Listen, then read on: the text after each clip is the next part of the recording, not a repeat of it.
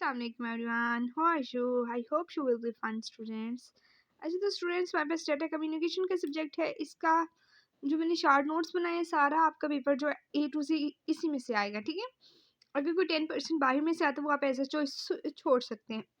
बहुत ही easy form में short notes हैं, आप इनको परचेज कर सकते हैं। ये मेरा नंबर है, आप यहाँ पे करें मुझसे कॉन्टैक्ट, आपको मिल जाएंगे। और LMS वर्क के लिए भी आप वहाँ पे असाइनमेंट क्विज GTP के लिए आप कर सकते हैं।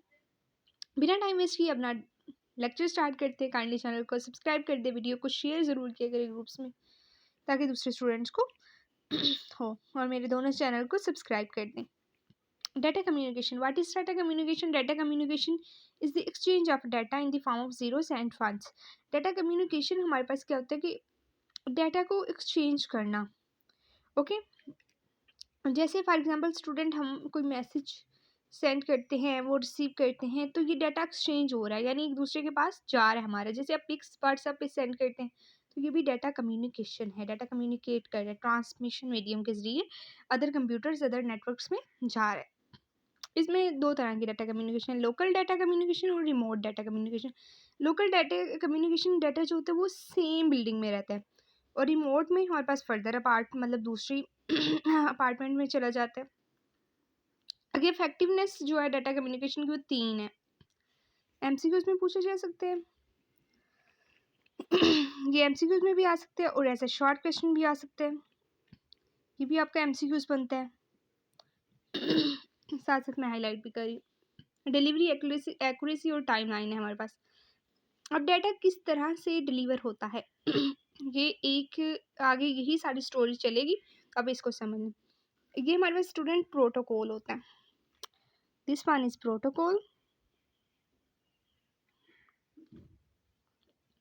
अच्छा स्टूडेंट, ये भी हमारे पास प्रोटोकॉल है और ये भी हमारे पास प्रोटोकॉल है।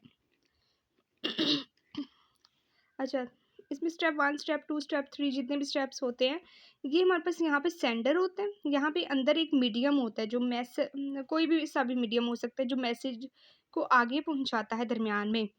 क्योंकि जाहिर सी बात है यहाँ पे सेंडर और रिसीवर होते हैं और दरमियान में कोई ना कोई मीडियम तो होता है ना, जहाँ से मैसेज जाता है रिसीवर के पास, ठीक है। तो यहाँ पे मीडियम होता है और यहाँ पे मैसेज रिसीव होता है। अब सेंडर कौन होता है? जो मैसेज सेंड करता है। और रिसीवर कौन होता है? जो मैसेज रिसीव करता है। अब हम इसको पढ़ते हैं। 5 कंपोनेंट्स हैं डाटा कम्युनिकेशन सिस्टम्स के। ये आपने MCQs प्लस शॉर्ट क्वेश्चन के लिए याद रखना है। इसको वो कह सकते हैं कि डिस्क्राइब करें, एज अ लॉन्ग क्वेश्चन भी आ सकता है। ओके अब इसमें मैसेज है, सेंडर है, रिसीवर है, मीडियम है, प्रोटोकॉल है। मैसेज अब इसको कहते हैं हम लोग इंफॉर्मेशन या data to be communicated, can be text, numbers, video और एनी कम्बिनेशन ऑफ दीज।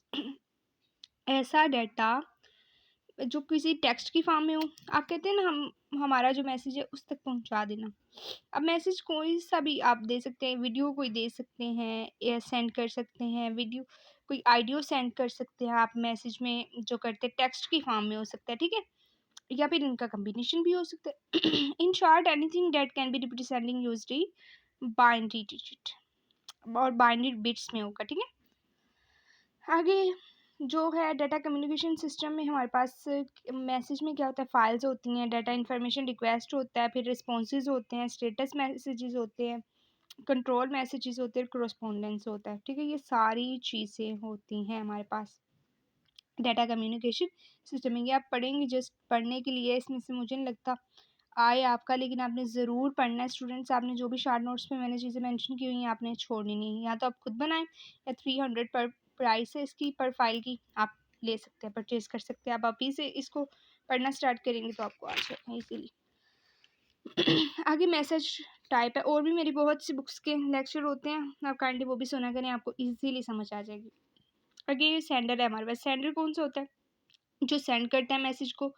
वो कंप्यूटर हो सकता है, work station, video camera, extra कोई भी हो सकता है नेटवर्क उसमें जो यूज़ हो। As already discuss the data from the sender might not be in the appropriate format for the transmission medium and will need to be proceed.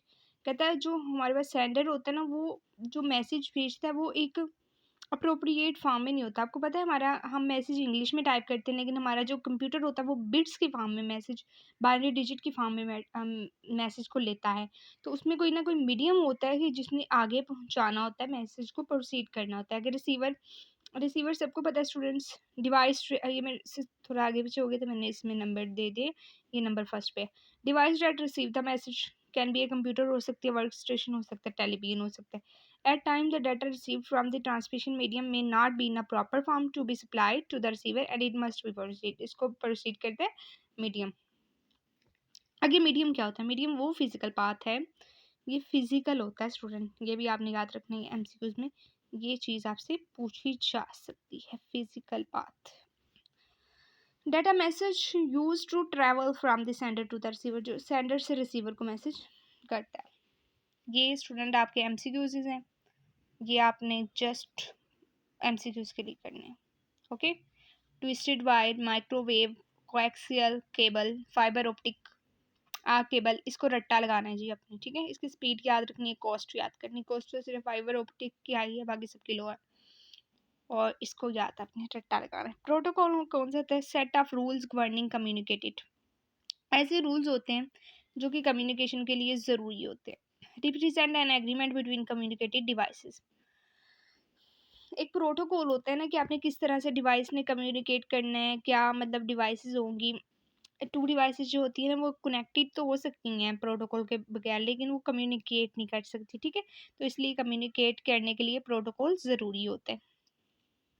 Example दी हुई, communicated between two individual, they can only communicate बात speak the same language, के वो दोनों same language इस्तेमाल हो रही हो। आगे लेक्चर नंबर 2 है, इंशाल्लाह हम बाद में करेंगे। आज के लिए इतना ही स्टूडेंट्स, अल्लाह हाफिज़। अगर आपको कोई चीज़ नहीं समझ आई तो आप दोबारा कमेंट बॉक्स में पूछ सकते हैं। CS 201 के लेक्चर मिल जाएंगे आपको, CS 101 के मिलेंगे, MTH 101 के मिलेंगे, लेकिन आप मेरे दोनों चैनल्स को सब्सक्राइब करेंगे तभी मिलेंगे।